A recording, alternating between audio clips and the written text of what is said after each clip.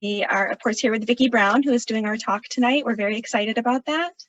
And if you are from somewhere else in the country, we are hosting from Portsmouth Public Library in New Hampshire. The city of Portsmouth is on the homelands of the Abenaki people, who have ongoing cultural and spiritual connections to the area. According to tribal oral tradition, Abenaki people have lived in the place now called New Hampshire for more than 12,000 years, since before tribal memory. The Abenaki are part of a larger group of indigenous people who called themselves Wabanaki, or people of the dawn, and form one of many communities connected by a common language family. Here at Portsmouth Public Library, we're committed to acknowledging and honoring the human history tied to this land. So this program goes from 7 to 8:30, and there will be questions at a few points. So everybody is muted, but if you want to post questions in the chat, Sarah and I will be keeping track of them. And when Vicki pauses to take questions, we will ask the questions that have been posted in the chat. We have, like I said, muted everybody, and the program is going to be recorded. So after the program, probably in about a week, we'll post the link on our YouTube channel, and you'll be able to watch it again or send it to friends. This is the third program in our Harvest and Habitat series, and coming up June 28th, also at 7 p.m., we're hosting author Doug Tallamy, which is very exciting. We have a few of his books at the library, so you can check those out before he speaks. And he's going to be speaking about biodiversity and connectivity and how we can connect the habitats, the natural habitats around us, with the landscape and spaces that we have control over. So that's very exciting for us. And this program series was something that was, it sprang from a request from a patron for programs about pollinators and habitats, and we came up with all of these different speakers. So absolutely, if there's something you're interested in, feel free to suggest on our website. You can contact us. And another relevant thing that we do at the library is our garden. If you haven't been behind the library, we have not only a food garden, a small food garden, but we also have a pollinator garden and a new meadow section that's all native plants. So tonight we have Vicki Brown speaking about gardening for wildlife. She is a New Hampshire Natural Resources Steward, the co-founder of Pollinator Pathways New Hampshire, and a Speaking for Wildlife volunteer.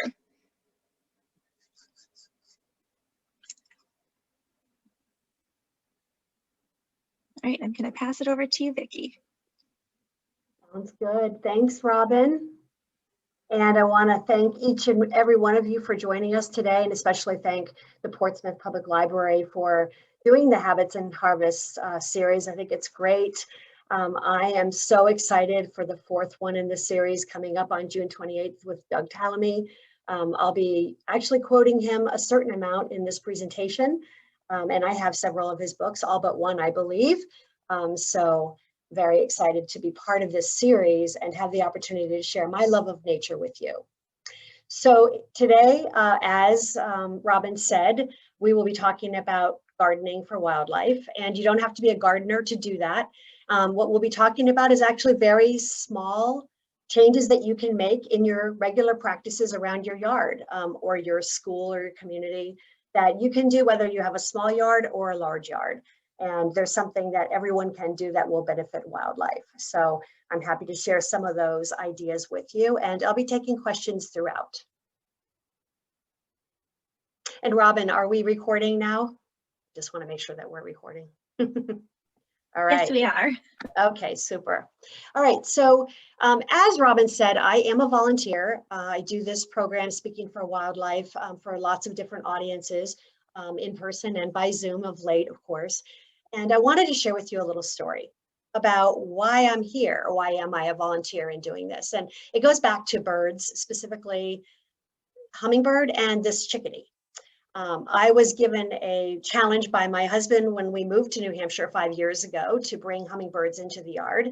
And in the process of learning about that, I started learning about a lot of these ecological connections that Robin mentioned, and specifically about the chickadee. So the chickadee was the subject of some study by Doug Tallamy and his PhD student, Desiree Narango. And they discovered a very interesting fact about how much food the chickadee needs. And we're talking about gardening for wildlife, so it's important to think about what do we need to support a nest of chickadees? So a chickadee, as an adult, weighs about a nickel. I mean, it's tiny, right? So how many caterpillars could a nest possibly need? Well, it turns out that the parents are very good parents, and they go back and forth, shuttling back and forth every few minutes with one or more caterpillars in their beak for the babies. And they do this basically every few minutes. So it's about 25 to 40 caterpillars per hour they're bringing to the nest per hour. And they do this from 6 a.m. until 8 p.m. at night. That's 14 hours. So if you multiply 25 or 40 caterpillars per hour by 14 hours, that's 350 to 570 caterpillars a day, right? And then if you consider the amount of time that they're in the nest before they fledge, 16 or 18 days, that's 6,000 or 9,000, between 6,000 and 9,000 caterpillars required to fledge a single nest of 5 chickadees. So I discovered this, and I went home in a bit of a panic, frankly, and said, oh my gosh, I don't think that our yard, which is a little, about 2 acres, I don't think that there's any way that we have that many caterpillars in our yard. Can we even support a single nest of chickadees? And frankly, that's what started me down the path of learning more about our environment and natural resources. And one of the reasons why I chose to become a volunteer and a natural resources steward. So that kind of started me on the path, and that's why I'm with you here today. So I'm going to circle back to this chickadee in a bit, but I first want to ask you a poll question to get us started. We heard a little bit about what some of you said you have seen at the beginning before we started, but I'd like to ask you to please take this poll and answer what wildlife you most want to support on your property. Not just attract as like a walkthrough, but support to have them, maybe come and sustain them over time. So we see a few people are starting to answer. I believe you can do more than one. If you choose to do more than one, feel free to do that. There's all of the above and an other option as well. And while you're doing that, I just want to reiterate that it is possible, no matter how small or large your yard is, or even if you happen to have a balcony in the city, you can still attract wildlife like bees and butterflies to your balcony. Okay, so most people have voted. I'm going to end polling in a moment, and I'd like to share the results with you. So as you can see, we have a tremendous interest in songbirds, which is great. Bees and butterflies are number 1, second songbirds, third small mammals like chipmunks and rabbits, and also a lot of interest in amphibians, which is fantastic. Delighted to see people still want deer and predators in their yards as well. So I'm going to stop sharing the results, and I'm going to jump right into some of the things that we can do. All right, so when we think about attracting amphibians and songbirds and mammals to our property, what are they all looking for? They're always looking for a combination of habitat, and habitat is 4 things. It's food, water, cover or shelter of some sort, and a place to raise their young. These are the 4 key elements for survival for any species, including humans. So if you look at a typical yard today, this is the front yard of most houses in America today. It isn't actually very accessible. It isn't actually supporting a lot of wildlife. The lawn itself is a monoculture, 1 type of plant. It's also mowed too low at 1 inch. There are bushes that have been basically cut with a hedge trimmer, not pruned. There's no water that I can see, no food in terms of nuts or berries. There's mulch everywhere, which doesn't allow any plants to grow, and it's hard for that tree to continue to survive. With that volcano mulching will eventually kill that tree, unfortunately, by smothering the roots of its oxygen and also causing the bark to become too moist. So maybe in 5 years, that tree will be dead. So it's not a very welcoming environment, as is, with this lawn, et cetera, a typical yard. But like I said, small changes, which I can guarantee will cause you to spend less time in your yard and more time enjoying it are possible. And I'm delighted to share some of those ideas with you. This is another yard, and it's a naturally landscaped yard. Natural landscaping means basically following the lead of nature. This looks very welcoming to us, and it's also incredibly welcoming, as you probably imagine, for animals. And the reason for that is the varied structure and layers and levels and different types of foliage. You've got flowers in here, you've got evergreen conifers, you've got the deciduous trees, there's probably water there. So you basically have a nice combination of things for a variety of different kinds of wildlife.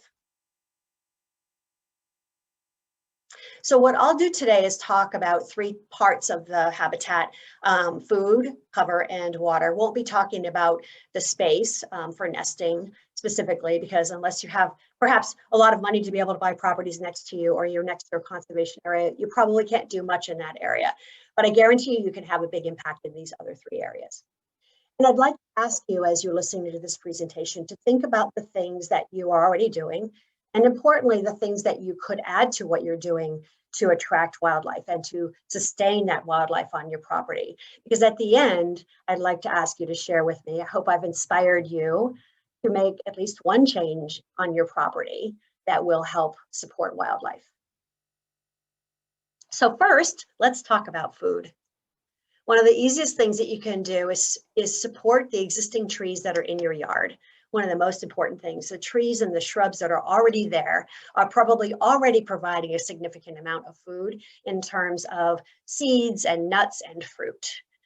Whether you're doing it, providing it for mammals and rodents, but also for birds and others, it's absolutely critical to have trees and shrubs that are providing that kind of food. And it's fairly easy to plant them if you don't have them. So that's a really easy way to provide food in your yard for all types of wildlife, actually.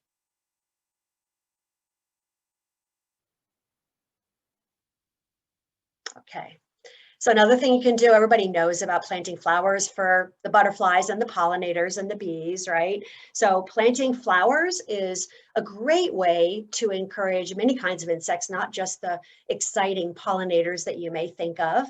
And when you do that, there's a few things to keep in mind. One is that these animals cannot travel as far as some of our mammals, and many of them may only go 100 yards away. Even birds going from their nest don't go very far. So you want to provide a mass of the same kind of flower if you can, and at least have a 4x4 foot, that's what UNH recommends, or more patch of flowers. And very importantly, think about providing some floral resources that are basically going to provide food in the terms of nectar and pollen. Think about providing that seasonally. So in every season except for winter, you should have flowers that are blooming. I have some recommendations or suggestions for you. So in the spring, you can plant some natives, mayapple, for example, or foam flower, tiarella. Canada Mayflower is another one. There's many wonderful things in the spring. To be honest with you, one of my absolute favorites is the Eastern Red Columbine. I adore this flower and this plant. I bought 3 a few years ago, 4 years ago perhaps, to feed the hummingbirds. And it has self-seeded, which basically means that I haven't had to do anything, but I ended up with a lot of babies and they flower in the 2nd year. So I have a lovely ground cover in this area in front of my house by my front path of older columbines and newer columbines. And so many of them, I think I have 10 of them that are flowering right now from the original 3 from 4 years ago. So again, hummingbirds love it, and so do other insects. If you think about the summer, everybody thinks about the monarch and milkweed. And so common milkweed is something that people are very familiar with, but I would like to share with you that there are 2 others that could soon become favorites of yours. They are for me. I absolutely love Asclepius Incarnata, which is a swamp milkweed in the upper right. That is typically likes wet feet, meaning an area that's a little bit wetter, but it will do fine in your garden as well as it's nicely established the first year. Also, there is something called the butterfly weed, and that's Asclepius tuberosa. The orange flowers on the left. That's another beautiful one that you can put in your garden. Both of these support the monarch caterpillars as well as many other insects. So I recommend you take a look at those. And also consider another one of my favorites, which is the coral honeysuckle, also called trumpet honeysuckle, Lonicera sempervirens. This is a vine. Many of our vines are underappreciated. This vine is fabulous, hummingbird magnet, and it blooms continuously. Once it starts blooming, it blooms for like 2 months. And so you see lots of pollinators come to it, and it's also a very important host plant for the a clearwing snowberry clearwing hummingbird moth. In the fall, you should make sure you have some asters or goldenrods or sneezeweed, again, just so you have something blooming. And your yard will probably just naturally grow these if you leave an area of your lawn, because they're probably in the seed bed, asters and goldenrod. And this is probably a good time to mention that it's a very good idea to try to avoid chemicals if you can, because animals are very sensitive to that. If you think of insects, typically a chemical for one insect is not specific to one insect. It's probably going to get them all. And furthermore, animals like amphibians might be absorbing that indirectly or directly through their skin, and that would be also potentially lethal to them. So just be very cautious about chemicals you use in your yard. The least chemicals you use, including herbicides, even the so-called organic ones, the more wildlife diversity you will be able to support in your yard and the greater food web you will have. So since we talked about monarchs, I wanted to mention the concept of host plants. Monarch butterflies have co-evolved over many years with milkweeds, and that's why we plant them. If we don't plant milkweed, the monarch caterpillars have nothing to eat because they can't eat anything else. And this specificity of an insect to a plant is actually very, very common in the insect world. The caterpillars of all the Lepidoptera, so all the moths and butterflies, are specific to a particular plant. So if you look at on the left, you have a swallowtail caterpillar, and that is specific to plants that are in the parsley, dill, fennel family, or the golden Alexanders. On the right, you have a hickory tussock moth. Can anybody guess what plant that might eat? Of course, hickory tussock moth. And I was just in my yard today looking at my ash trees. The ash supports 150 species of moths and butterflies in terms of the caterpillars will eat them. And 3 of those are sphinx, ash sphinx moths that are specific to ash. So every single native tree and shrub that we have is critical to the overall food web. And host plants are very important. And host plants are typically native plants because, again, they've had the time to kind of co-evolve with those insects over time. And that's kind of like it's an ongoing battle and war between the flora and the fauna. The caterpillars want to eat the leaves and the plant doesn't want anything to eat it. So it exudes, poisonous toxins like the toxin that's in the milkweed, but the caterpillar learns how to basically digest that and work around it. So the caterpillars have very specific plants, as I mentioned, and bees often do too. This is relatively new information coming from another great researcher, Heather Holm, who's identified the fact that many of our native bees, of which we have 400 in New Hampshire and I think 4,000 in the entire United States, these native bees, which are typically solitary and will not sting you unless you threaten them, like swooshing them, they often have special plants that they need to get nectar or pollen from. And this is something that we didn't realize before. Some species are generalists and can get nectar and pollen from lots of plants. Many of them are not. So we need specific plants in our landscape, and we can influence what lives there by doing that. Another example is this dogwood tree on the left is a native dogwood tree, Cornus florida, and it supports 117 different species of moths and caterpillars, moths and butterflies. And the non-native trees that are dogwoods coming from China, for example, don't support anything in the United States or in New Hampshire. So there's while that tree may be a good shelter or cover for different types of animals, it's not going to provide food to any of the caterpillars. And why do we care? Caterpillars, it turns out, are extremely important to the food web. As I mentioned before, if you need 6,000 to 9,000 caterpillars for a chickadee, how many do we need in our yard to support all the other bird nests, right? Quite a few. So I would like to actually read from one of the tables in one of Doug Tallamy's book. Again, he's an entomologist at the University of Delaware, a scientist who has chosen to become a communicator because he feels it's so important that we understand how we can impact the natural world. He has a table of woody plants, specifically trees and shrubs, and the number of species they support. And I want to share the top 4 with you because these are really important. The concept that an oak tree, the oak species together, Fagaceae, that family supports 537 species of moth and butterfly caterpillars. So 534 species is almost unbelievable for one type of tree to support. So oaks are way up there, probably the reason why it's the title of Doug's latest book. The second most important plant in terms of the number of species it supports for caterpillars is the willow, okay? And the willow supports 456 species. Some of the trees that are in the Rosaceae family, specifically cherry trees, like the black cherry and plum trees, those support 456 as well, species. And the last one I'll mention is birch. Our birch trees as a family together support 413 species. So that's pretty amazing. And we don't notice it because they're up there and they're often very small, and the damage, we don't see it.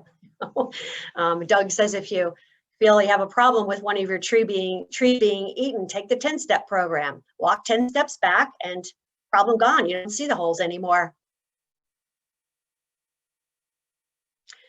So this bird needs a lot of caterpillars, and if you have native trees, and the ratio is roughly 70% native to 30% non-native in your yard, then you will be able to support that web of life, which basically starts at starts with plants harnessing energy from the sun, of course. The caterpillars are actually, and other animals that are eating the plants are actually able to take that energy and turn it into something that then we can use in the rest of our food web. With birds and others. So if you have songbirds in your yard, of course, you're going to attract predators to eat those songbirds. And some of you may not want to have predators, but the reality is they probably won't be nesting in your yard or living in your yard unless you have a very large yard, but they will certainly be passing through if you have other wildlife there. And if you have taken a chance to maybe make part of your yard a habitat that supports both the prey and the predators, you will see a lot more wildlife. So if you have a diversity of plants, if you have layers, if you have these shrubs, places to hide, of course, some of those concepts, you will definitely be able to provide really good opportunity for predators to be there as well in your yard. So before I move on to shelter and cover, I'd like to stop for a moment and see if there are any questions in the chat. If anybody has any questions they want to ask me about what we've talked about so far. There is a great question in the chat. Diana asks, do you have any recommendations for what could be allowed to grow on a leach field area? We've been told to keep it as grass to reduce roots, but isn't there some shallow rooted, low flowering plants that could work too? That's a really good question, Diana. And yes, absolutely. There are many different types of ground cover that are native that don't have long root systems. You probably don't want to put milkweed there because we know they have long tap roots. But things like, I'm trying to think. So mayapple is not very deep. Alpine barren strawberry, also called wild strawberry, does not have deep roots. So there's various types of ground covers are going to be like grass in that they are not that deep. And you do have, I believe, a foot or more above your leach field and above your tank to be able to work with. So that's not a problem. Definitely no shrubs or anything like that. But There's many wonderful ground cover options, and we'll be happy to recommend Wild Seed Project in Maine has a really good article on that, as does Native Plant Trust. I encourage everybody who, whatever state you're in, you have a Native Plant Society, I encourage you to join it, or simply go to their website and check out the resources. They will give you ideas about great native ground covers beyond the ones I mentioned. Any other questions? One more question about growing a sweet gum tree in New Hampshire. I don't know a lot about them. Is the question whether they will grow in New Hampshire? Or?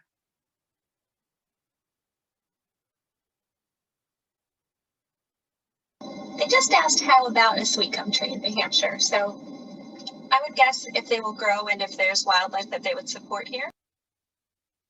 Yeah, so I don't see sweet gum on the list supporting more than 125 species, but I believe sweet gum is native. When I don't know the answer, and I do not know the answer to this for certain, my resource is either BONAP, B-O-N-A-P, or in the New England area, I use Go Botany, which is part of Native Plant Trust. So it's gobotany.nativeplanttrust.org. And on there, you can type in the common or Latin name of any plant, and it will be able to show you whether or not it is native to any of the states in New England. And it'll actually do New Hampshire, for example, by county. So you can, if it's green, it's native, and if it's purple, it means it's not native or introduced. So that's what I would do. I'd use that resource to go and check that, or any other plant that you're wondering about. Okay, so I'm gonna talk about shelter and cover now. And just as there's many options for food, I think there's probably even more options for shelter and cover, to be honest with you. And it also means a lot less work. So let me get to that. So most biologists, when you talk about habitat and talk about cover, they will talk to you about plant structure. And plant structure is simply the way a plant grows. So what is its habit? So is it, short or long, tall or short? Is it dense or sparse? Is it, does it stay green all year or not? At what height is it? So it's all about the structure from a biology standpoint. And the reason for that is, if you think about different types of birds, even since many of us are interested in birds, you notice how if you're looking for a scarlet tanager, you always know to look in the canopy, the very top of a tree. If you're looking for a cardinal or a catbird, they're always going to be in the shrubby area, roughly, 8 to 10 feet high above ground. A saw-whet owl is always going to be roosting in a coniferous tree. So wildlife seeks out different kinds of cover, and they seek out different layers, so that many animals can kind of coexist together because they are in different layers. So I'd like to show this example of the Blaisdell Memorial Library, which is in Nottingham or Deerfield, I don't remember which, but this is a naturally landscaped front of this library. And it's very pleasing to the eye and has a lot of structural elements that are really terrific for wildlife. You notice in here that there is many different layers. There's coniferous evergreen trees, and there's deciduous trees. There's flowers, there's probably water somewhere. There's ground level and shrubs. There's probably some of these in here probably have fruit or nuts. And you'll notice that one of the things I really love about it is the path. It's not a straight path, it's a nice organic path. Now, if you're in a hurry, like I often am, you can go straight to that doorway if you want to, but it has a nice curve to it, and that's organic, that's nature's way. Nature isn't always very straight. And that is just very pleasing to the eye. Now you'll notice here there's some lawn, some grass, and lawn has its place. Lawn is great, grass is great. We as humans need it. We want to recreate on it. We want to picnic on it. We want to play on it. And so a certain amount of lawn is a good thing. But I would like to ask you to reconsider your lawn. In the words of Doug Tallamy, we have converted our living and working spaces into huge expanses of lawn, over 40 million acres. And every weekend we mow 8 times the size of New Jersey to 1 inch. So I'd like to ask you to consider a different way of doing this. And this is a cultural change that honestly, we all have to make in order to bring nature home, in order to provide the ability for wildlife to live in our yards, as we are continuing to cut down so much of nature, right? So one of the things that you can do that's so easy is allow there to be more than one type of plant in your lawn. Instead of it just being that grass, that one grass, allow the violets in your lawn to grow and allow the dandelions to grow. We all know how hard it is to pull up the dandelions. They have a long taproot. They actually can be good for your lawn because they're pulling roots up with that, they're pulling nutrients up with that deep taproot. Violets are also a very important host plant for skipper butterflies. So violets are good. Many of them are native. And again, it provides a great deal of diversity in the lawn, which supports different animals and provides a microhabitat below those leaves for a small critter that could be their whole world. Another thing you could do is not mow a section of your yard and let the grasses take over. And you could do that on the side of your yard, maybe on the yard edge.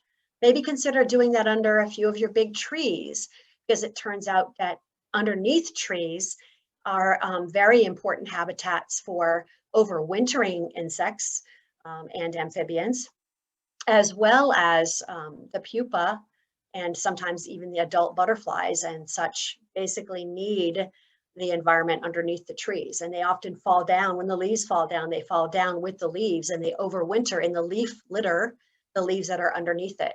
So if we have cement there or we're mowing it, we're not only getting rid of that important organic matter, which one could argue is great for your property to leave there to enrich your future soil, but it also means that they're shipping off and potentially killing all of the other creatures that are there that are overwintering that would be able to come alive in spring in your yard and create that important food web again, those insects that the birds need, for example. Now, we all have parts of our yard that are shady where grass won't grow, so don't fight it. Use that as an opportunity to plant shade-loving plants like ferns and other things that are native. For example, in the lower left here, there's this lovely little bush called the hobble bush, which has red berries at times of year. Right now, around New England, it's flowering and they have beautiful, really big lace cap hydrangea-like flowers. It's a white flat flower, really, really beautiful when you see it as in the understory in the woods, and it does grow in the understory in the shade. So you can create a really nice little habitat, and it also can be a very nice place for you to sit out of the sun in the summer as well. You can create a pollinator garden or a wildflower meadow on part of your property, on the side of it or in the middle of it. And if you have trees, I mentioned the importance of trees for host plants. They're also really important for birds and different kinds of animals. If there is a hole in one of the trees in your yard, I would really cherish that and encourage you to keep that tree as long as it's safe for it to stay standing. A dead tree has more life in it than a live tree. And that's not just fungus and bacteria. So keep dead trees if you can, maybe cut them at 10 or 12 feet if you don't want it to fall, if it's going to be dangerous. Holes like this are so valuable for all kinds of animals to live in. And even something like the bark on this shagbark hickory is also habitat. It's also cover and shelter. So insects, moths and things may go underneath those pieces of bark in the shagbark hickory. But my favorite thing is that our native bats will roost there underneath that bark in the summer. Isn't that cool? If you don't have cavities or you want to make some more, of course, you can always put up a nest box or a bat box. I would encourage you, if you're doing that, to please consider the fact that you have responsibilities as kind of a parent, if you will. Those responsibilities are not just initially constructing and placing the boxes so that they will support the species that you're trying to have, but also that you maintain it. You have to clean it out. You have to ensure that they're safe from predators. If you do bluebird box, please read up on what you need to do to keep the bluebirds safe. Cialis.org is a good resource for that, giving you some suggestions and recommendations before you put the nest box up, so you know. It's a bit of work, to be honest, like being a parent in a way. Now, logs, you can plant a log. Now, what does that mean? Well, people here are doing that. They're taking a log that fell down and they're basically digging a little cradle for it so it won't be sticking up too high. They're doing that and planting some ferns and stuff around it because it creates habitat for animals that need moisture. Think about amphibians, right? All the salamanders would love that, as would different frogs. But it's also a place for the white-footed mouse, you know, garter snakes, maybe redback salamanders also to be living under. So my rule of thumb is if you have any kind of woody matter, any kind of organic matter at all on your property, any tree falls down, keep it on your property. That is valuable, that organic matter. It is something that will decompose over time, and it will be valuable habitat or cover for species of wildlife. Brush piles. You don't have to clean up your brush pile. I give you permission. I've given myself permission, and my brush pile keeps getting bigger. I love the fact that white-throated sparrows will nest in here, as will many other species of animal. So it's a great place in the winter. I love to go out and see what tracks are around the brush pile. We routinely have coyote and fox, you know, go by and, you know, check it out. It's actually a place where I have a game camera in my yard kind of trained on the brush pile so I can see what goes by and sniffs around it, because a lot of activity around a brush pile. And in the fall, when you're thinking about cleaning up your yard and raking and cutting everything down, I'd like you to think about not doing that and resist the temptation to clean up, and think about just tucking your garden in as opposed to taking it down. So if you have leaves on the lawn, rake them into the garden bed or underneath the trees. If you have perennials, Joe Pye weed, coneflower, Rudbeckia, whatever you have, don't cut them down, leave them up. That's habitat for someone. You'll end up with a winter garden that you never had before. I think it's pretty to see snow on the top of the seed heads, but it provides another benefit in the winter in that you will see birds, like goldfinches, will be eating the seed heads off the top of these in the winter when they need food. So it is a winter bird garden, if you will. And in the spring, like I did today, you will see birds that are nesting, actually pulling the fibers off of the different perennials. Today it was the chipping sparrow pulling fibers off my swamp milkweed stems and taking them in her beak back to her nest. Last year it was the Baltimore Oriole female who took a fiber from the swamp milkweed and flew off, and the fiber was about 5 times her length. So there was like this long streamer she's holding on to, and she flies off in a long streamer behind her. It was beautiful. And some people will say, when can I cut my stems down? And I used to say when you had 5 days of 50 degrees weather and the bees that are inside have had a chance to leave. The truth is that those stems are being used at all times of year by someone or something, as we're discovering from new research. So I now just leave them up. And there are a lot of benefits to leaving them up beyond what I mentioned, but we can talk about those if anyone's interested.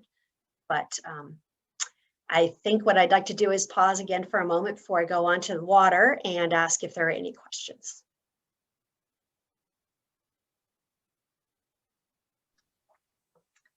We have one question from Meg.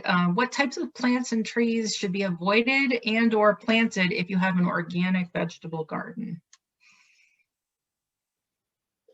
I would say that I am not a gardener, and so I will definitely say I am not able to really help you with that question. I am not a gardener, so I don't do vegetables. I actually am very proud of the fact that I do gardening for wildlife. So I don't think I can answer the question in the way you want me to. So I'll just leave it. No, that's utterly respectful reply. I do think it's a pretty great question, though. I wish I could help Meg out with a resource. So if my other hosts have any ideas, I know that sometimes trees can affect what will grow underneath them. So having a vegetable garden near your Yes. native plantings might get a little complicated. Does that? So there's 3 things that I can say there. Those are allelopathic things. So a Norway maple, which is an invasive, puts in a chemical into the ground, which causes everything around it to not grow. So that's one thing. Black walnut is well known for being difficult to grow things under. I had one other. I learned last year when I was planting fennel to try to encourage the swallowtail butterflies or swallowtail caterpillars in particular.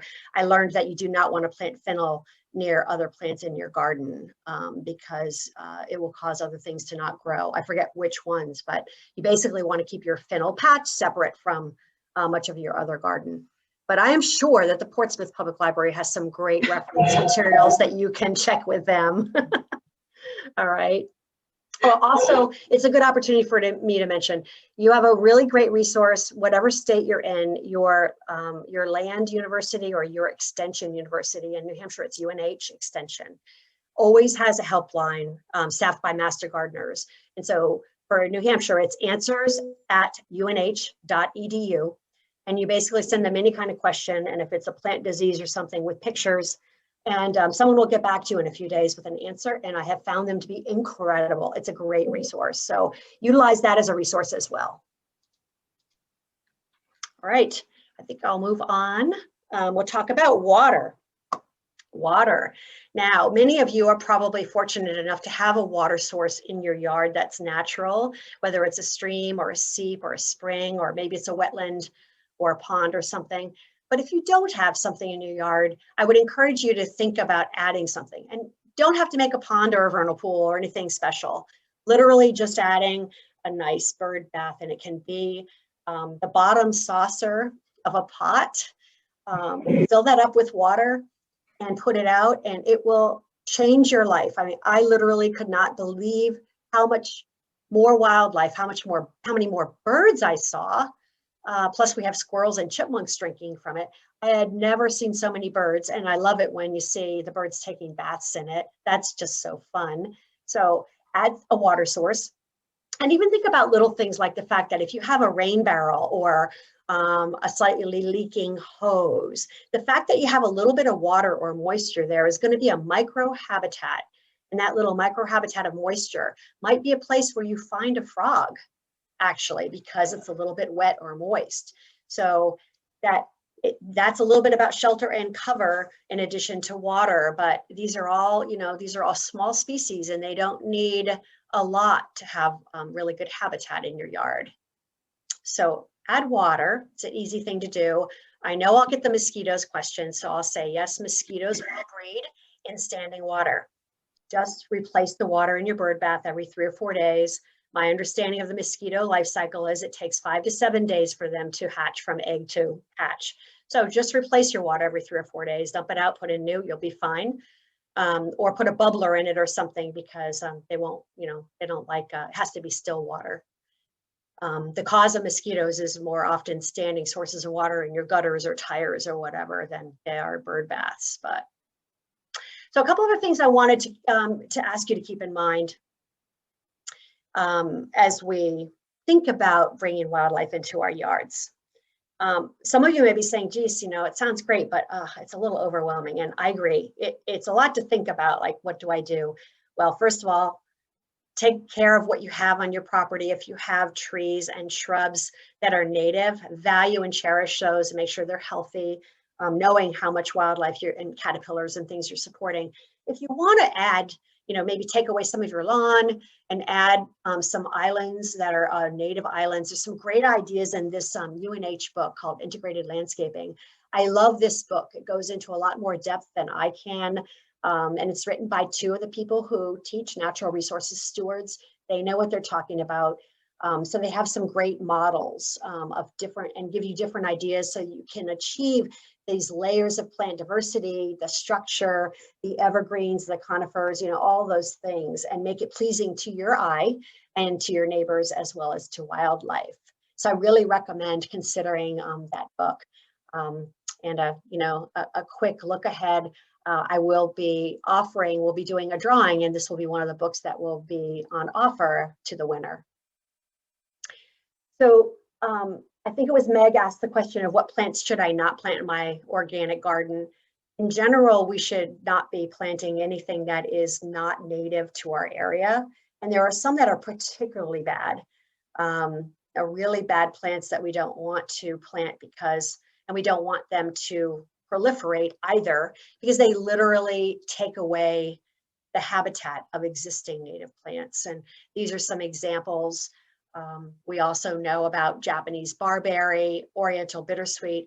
Oriental bittersweet, if you drive along 495 or major highways or anywhere, woods, town woods, you see this vine, it's taking over trees and it literally topples them. If you have it in your yard, get a saw out, and those things will be that big around at the base. Just chop them through so that they can't continue growing and knock down whatever they're in. As a vine, it's not native to here, so it doesn't play well with our trees. And it is really wreaking havoc in our forests, in our town forests, etc. So if you do have, let me mention that an invasive plant is something that just it hasn't been here for a long time. We used to say that it wasn't here when the colonists arrived, all right? So it's been here for more than 300 years. But I like the approach that Doug Tallamy takes here when he says it's really about what is the ecological role of that plant, all right? So if you have a native black cherry, or a plum or a willow, that plant is native, it's been here for a long time, it plays a very important role. It's a host plant supporting many different species of caterpillars. And it has many other connections under the soil and with beetles, etc., that are really important to our ecosystem that we live in.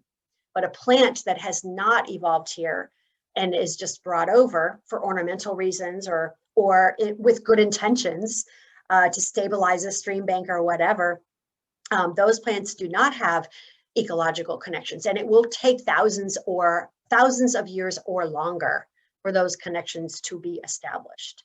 So that's what an exotic or invasive plant is. And I would recommend, if you have them in your yard, to think about getting rid of them and replacing them. So if you're going to get rid of it, you will usually open up a seed bank of those seeds. So you probably want to put a native in its place. If you have burning bush, unanimous,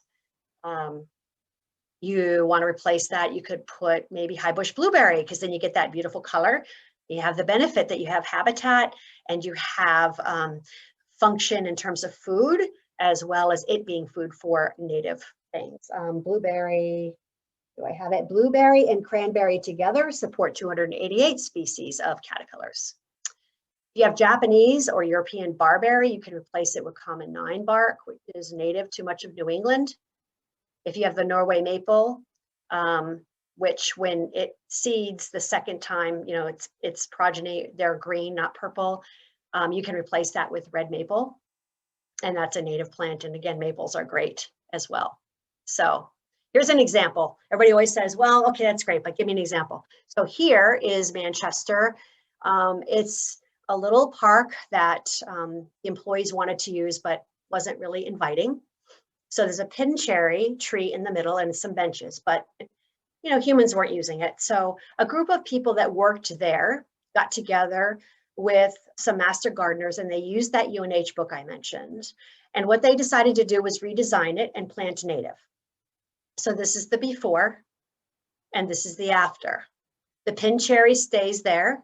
Again, cherry being an important native tree. And then all these natives have been planted around it. The pathway has become organic, right? And you see a lot of mulch, which will basically, in 3 or 4 years, will be gone, because all of these plants will have expanded to fill the space and you won't need to mulch it anymore. Less work. Native plants, once they're established, you don't have to water, you don't have to fertilize, you don't have to prune, you don't have to mulch. See, everything we're talking about, it's less work, less mowing, less raking, less taking stuff down in the fall, right? I mean, it's just basically natural landscaping, following nature's lead. So if you do all of this and you create even a small section of your yard that's natural landscaping. You might be lucky enough to have, spiders in the grass. Maybe you have turtles passing through. You might have a saw-whet owl or some owls in your conifers. You'll have pollinators like monarchs and bees, native bees in your yard. Maybe you'll have turkeys coming in the tall grass and eating the grasshoppers.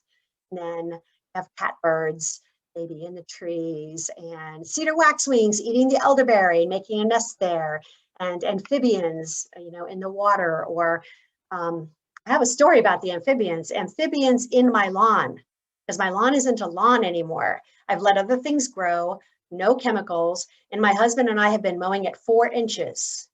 Mowing higher creates another microclimate. In the middle of the summer, we have found wood frogs and spring peepers in the grass or in that area, which is now many different species of things mixed in there. And so frogs can actually live in your lawn if it's no longer manicured as a traditional lawn. Pretty amazing.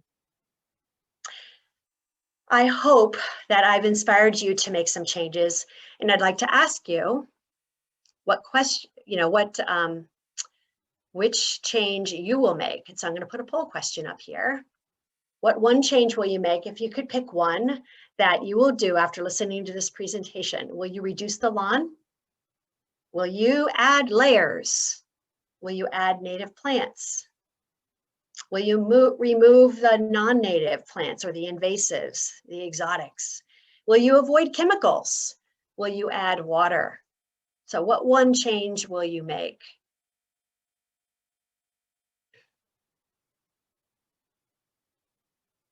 And while you're doing that, I'm happy to share that, besides seeing the oriole and the chipping sparrow using kind of the floss from the swamp milkweed, I saw, birds in my lawn today getting insects, and they're taking those insects back to their young, to the nests. So it's very exciting. Okay, I'm going to end polling. It looks like everyone has voted, and I'm going to share the results. And I'm very happy to share that everyone, probably half of you, have said that you'll add native plants. Yay! And even a number of you will basically be reducing the lawn, adding layers, removing invasives, avoiding chemicals, adding water. I suspect many of you already probably have water on your property, because that's an easy one to do. So I want to thank you so much for, doing this and thinking about ways to sustain wildlife on your property and to bring nature home. So what I'd like to do now is summarize and give you the top 10 tips for better habitat. If you summarized everything that I've said in the last few minutes, the first would be to add native wildflowers. It's pretty easy to do. Even if you just pick one. I just started, frankly, with scarlet bee balm because I was interested in attracting the hummingbird until I learned more.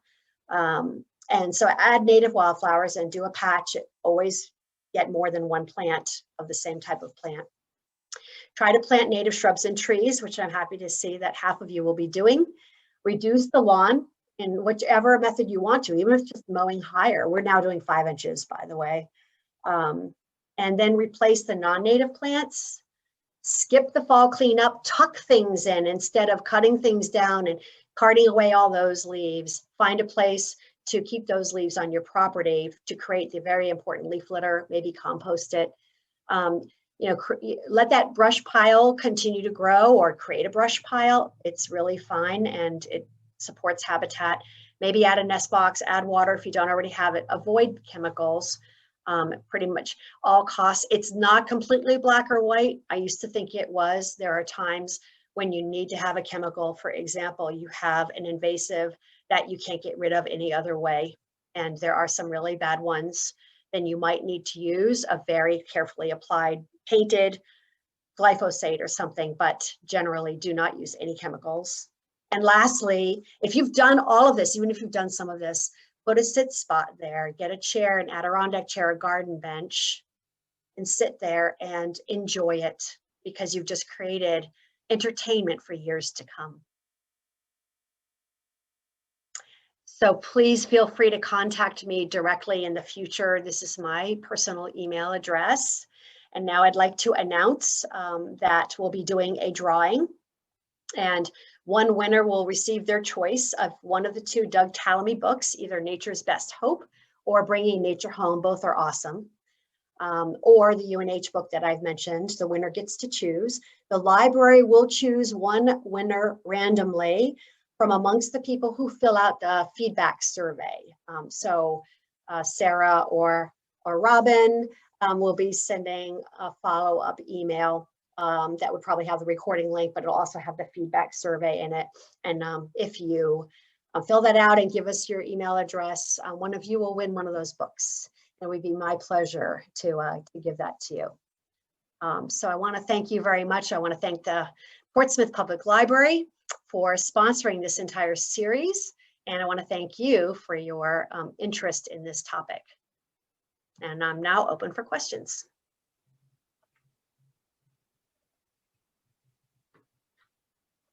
I think this is where Robin and I decide who goes first.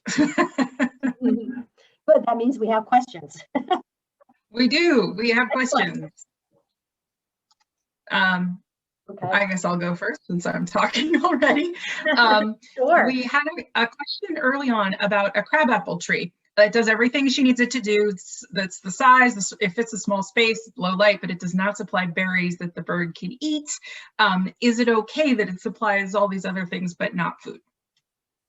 Actually, a crabapple does supply food. Those little crabapples are eaten by some things. I saw on one of my crabapple trees in the fall, lots of wasps were busy eating the nectar from the fallen crabapples. So we were, meeting the needs of some wasps, and, there are beneficial wasps. The predatory wasps are very important.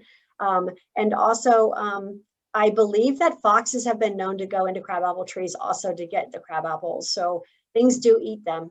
And crabapples, right now, I was just standing underneath one of mine today, and with the neighbors' kids, we were in amazement at the number of pollinators above us, all kinds of bees. And I actually didn't see very many honeybees, but all kinds of native bees were in the crabapple, taking advantage of its forage and resources right now. So don't worry, it is providing food. It's providing food for pollinators and for others in the fruit. Fantastic. Tag, Robin.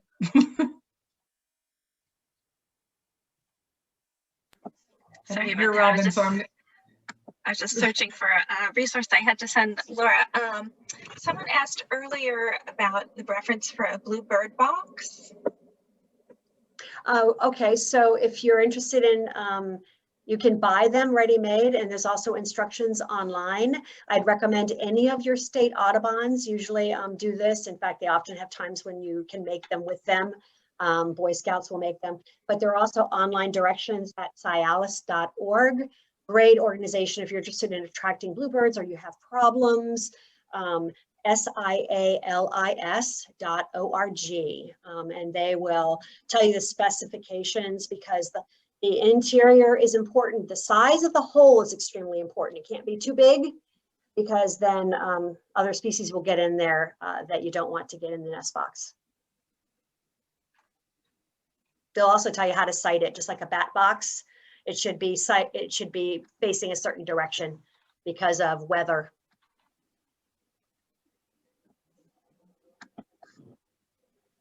I think I might have written down the SIALS. Was there another letter in there? SIALIS. Yeah. SIALIS.org. Yep. I'll put a link in the chat. Okay, cool.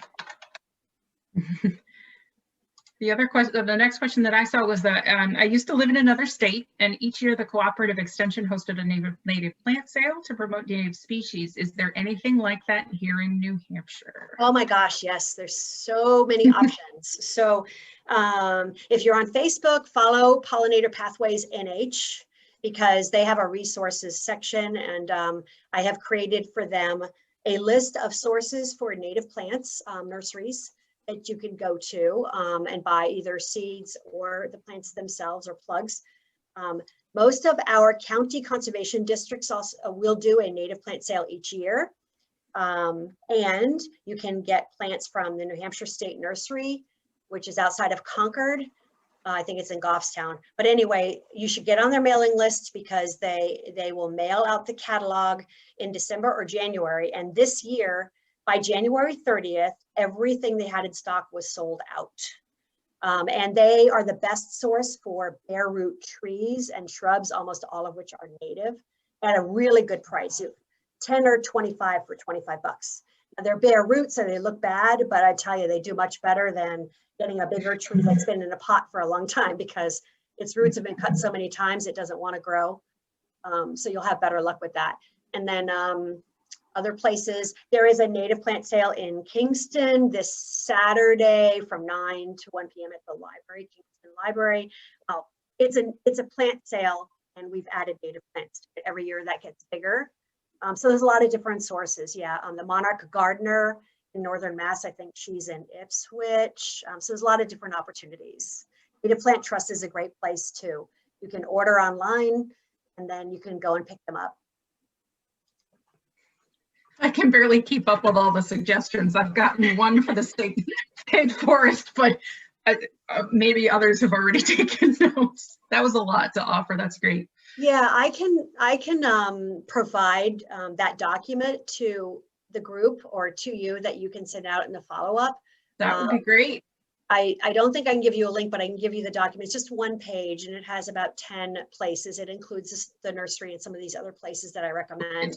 That's great. And they also don't, these are nurseries that I recommend also because they don't use systemic insecticides like the neonicotinoids, which you may have heard, that will end up killing your target pollinators because it stays in the plant and goes out in the pollen and the nectar. And so they get poisoned when you're trying to help them and they get poisoned by your plant. No, you don't want that. So don't buy from the big box stores.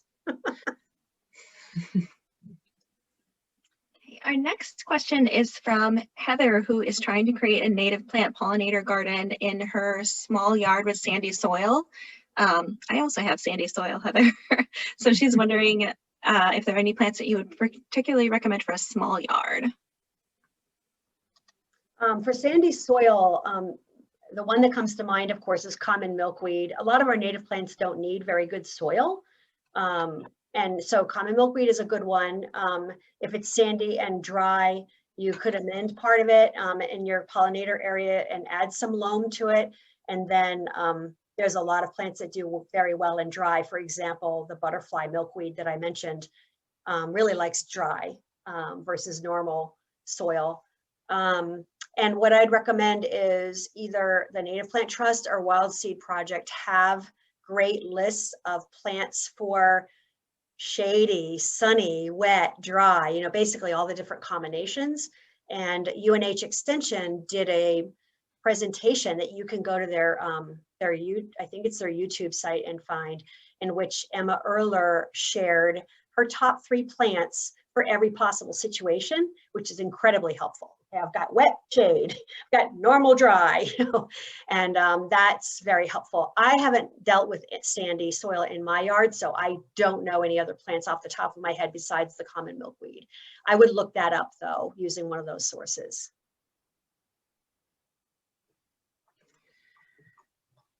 It's me again. Do you have a book or resource that you recommend for further information like what you've been sharing, a local naturalist with bits of stories and history or anything like that? Well, the books I recommend are the 3 that I'm offering to give away. And honestly, they're so good. I would recommend all of them if you have time to read or listen to them. As far as a naturalist, I have so many people that I love to follow. If it's for a pollinator, there's different people that do blogs. I mean, I love, you know, Mary Holland, who does Naturally Curious. I love Northwoods magazine because they talk a lot about our native plants and our native forests.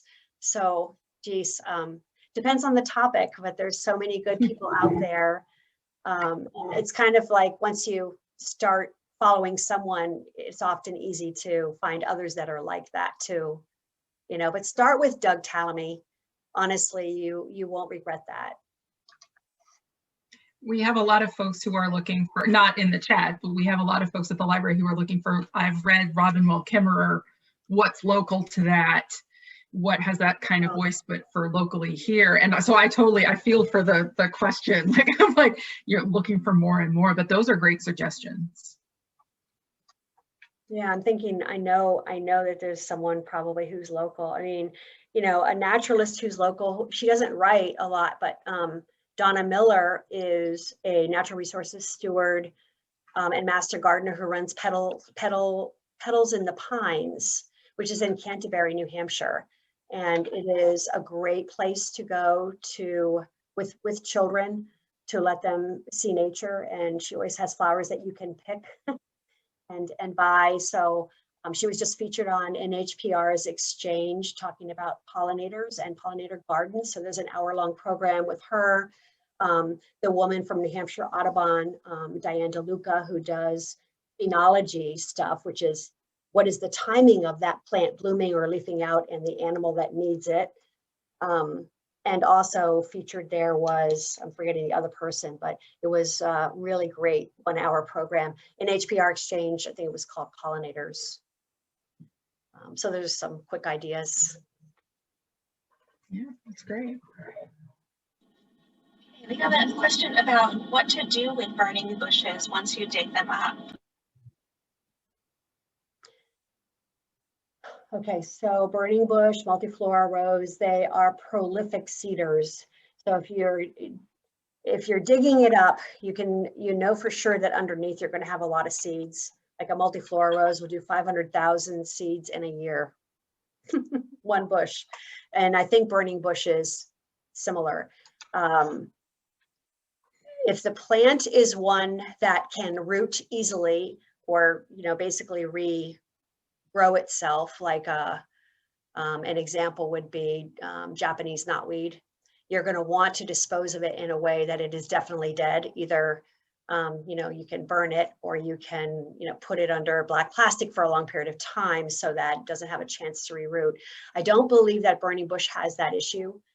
You can put it in an area where it dries out, as long as it doesn't have all the seeds on it. If it has seeds on it and it dries out, you don't want more of those seeds to go down into the soil beneath it. But we usually, you know, if you do a garlic mustard pull or something, we usually bag everything that's invasive just in a black plastic bag, and just to make sure that, you know, it doesn't end up producing more babies in some way. Each individual invasive plant is different in terms of the recommended ways to get rid of it. And there is in New Hampshire a really great brochure done by the Department of Agriculture. Doug Signan has done one on our 28 or 32 prohibited plants, and it does talk about how to get rid of it, and, you know, how to cut it down or get rid of it, and then how do you dispose of it in the best way. So I would recommend looking up those for best practices for that plant and others. Many of them you can just let them dry out and you can, you know, compost them, but many of them you cannot, so be careful.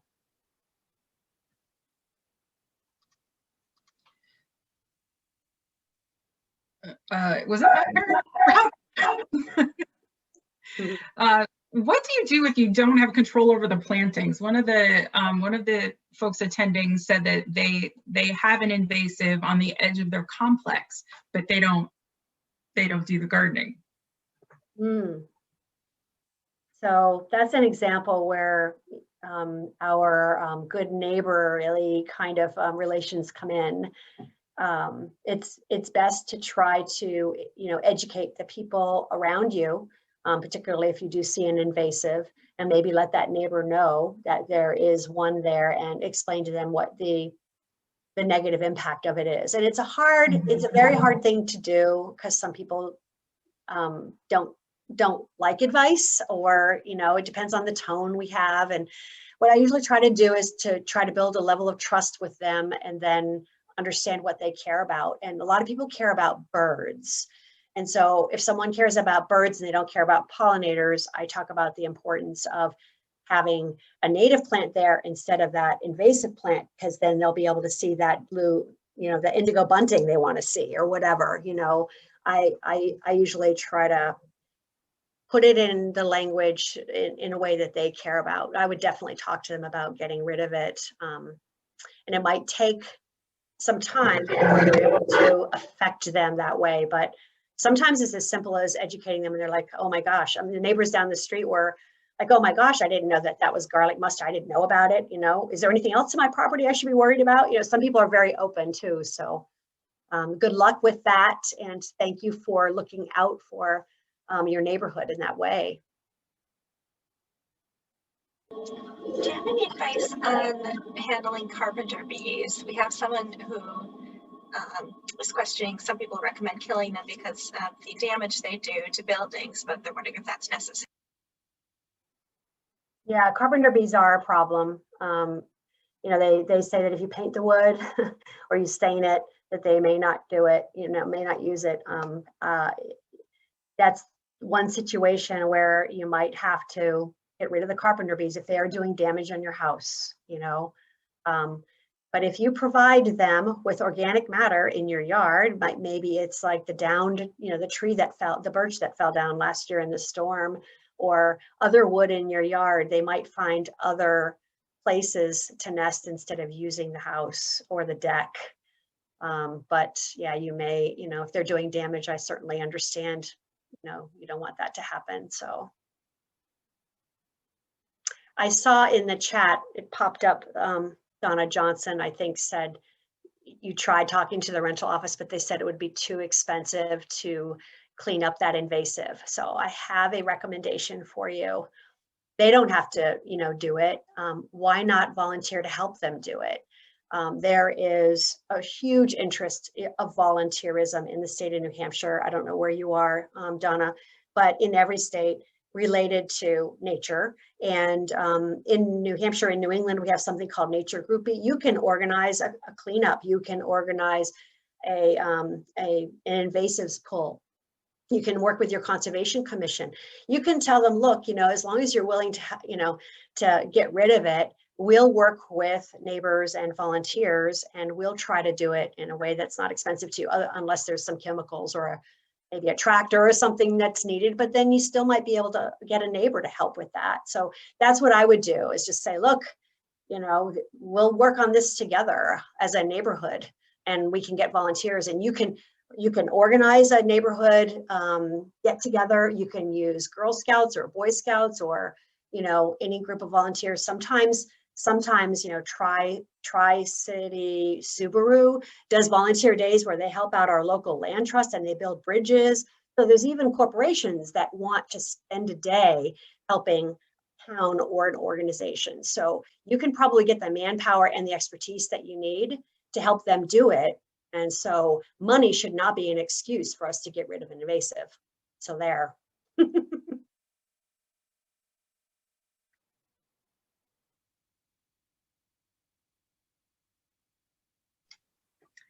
Somebody's. Have you had any luck? Oh. Go ahead. Oh yeah. Okay. Have you had any luck getting butterflies to return to your lawn by starting them there? I guess by nurturing the chrysalis themselves. Oh, that's interesting. So it's funny, for me being the pollinator person, right? You would think that I've done that. I haven't. I honestly. I believe in nurturing the wildlife and what's in my yard naturally, and I have not actually done that, although every once in a while when I find a chrysalis or a pupa, when I ask the moth group to ID it, they're like, well, just take it inside and, let it open up and see what it is. It's like, I don't want to do that, I just believe in letting things be. I don't even bring in the monarch, the monarch caterpillars or the chrysalises, because it's all part of nature. If they're meant to be eaten, the ones that are left are the ones that were meant to survive. That's part of evolution and the survival of the fittest, if you will. So I haven't done that, but I know many people who have. Certainly schools do it. Donna at Petals in the Pines and many of the monarch people who are educators definitely do it, and it is a wonderful way for people to get connected and actually see what happens, they get connected to it and then they want to save it. But I just kind of like let things in my yard do what they do. And I haven't taken them inside to do it, but that doesn't mean you can't. Having said that, I would not recommend trying to do dozens or hundreds of anything, because if you have too many, and this goes for bee hotels too, if you have too many of a species in a close space, there is a greater likelihood that they can succumb to mites, parasites, diseases, whatever, because in nature, they're not meant to be that close together, which is one of the reasons I don't do it, is I just don't want to mess with nature, you know, and I want to just watch it. So, but that was a really great question. Thank you. I think that's all the ones I saw. Robin, did you see more? Did we get to attracting hummingbirds? Sheba asked about attracting hummingbirds. Should we get honeysuckle from a nursery or a specific source? Sheba, you should get it from me. No. Okay, so there are 4 plants I recommend for hummingbirds. I've actually written an article about it. You can Google it, UNH hummingbirds homeowners experience, and you'll find it. The 4 plants, one of them is honeysuckle. As Sheba said, it's so great. Get the straight species. Do not get one that is called Lonicera sempervirens, you know, Alabama crimson, or you know, anything that is after Lonicera sempervirens, which is the Latin name, that's in quotes, means it's not the straight species. It means it is something that we have engineered ourselves because we think it's prettier. Double blossom, longer lasting, whatever. Typically, those things typically are not as good for the insects because they didn't evolve with those. And in case of the Rose of Sharon that was in my yard, it was a double flower. Guess what? The insects and the hummingbirds couldn't get to the flower nectar at all. It was like doubled up and it was really pretty, but you know, it was useless from an ecological standpoint. So yeah, any of the native nurseries, go to them and ask them about Lonicera sempervirens, which is the coral honeysuckle, or ask someone who has one, you know, for a piece of it. You can also root it. It apparently does very well just taking a piece of it and propagating it that way, which is faster than doing it by seed.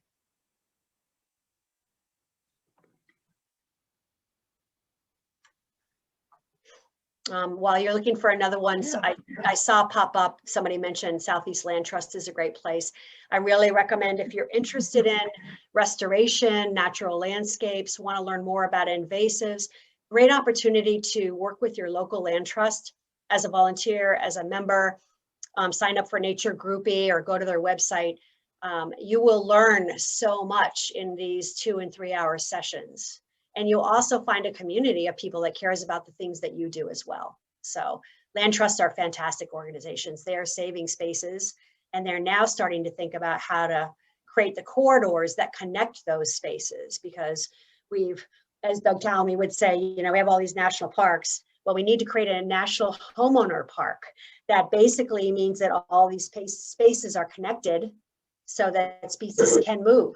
When you think about the range of the larger mammals, if they have a little, you know, nice little park and they've got to move to a different habitat, or they have to disperse, how are they going to do that if they're crossing a road, for example? So wildlife corridors are a new thing that in New Hampshire, we now have a little more information about. So Southeast Land Trust and others are thinking about trying to save those areas as well. So we have those connections between the different places that we've saved.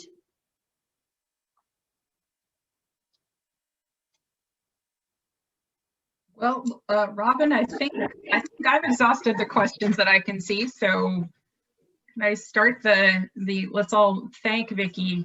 This has been really, really amazing. Exceptionally locally focused, really actionable information. I think this has been really wonderful. Thank you so much. You're very welcome. Thanks, everyone. Please feel free to reach out to me, and I know you'll be getting to follow up with some of the resources from everyone, and good luck and enjoy the wildlife in your yard. Thank you for bringing nature home. Yes,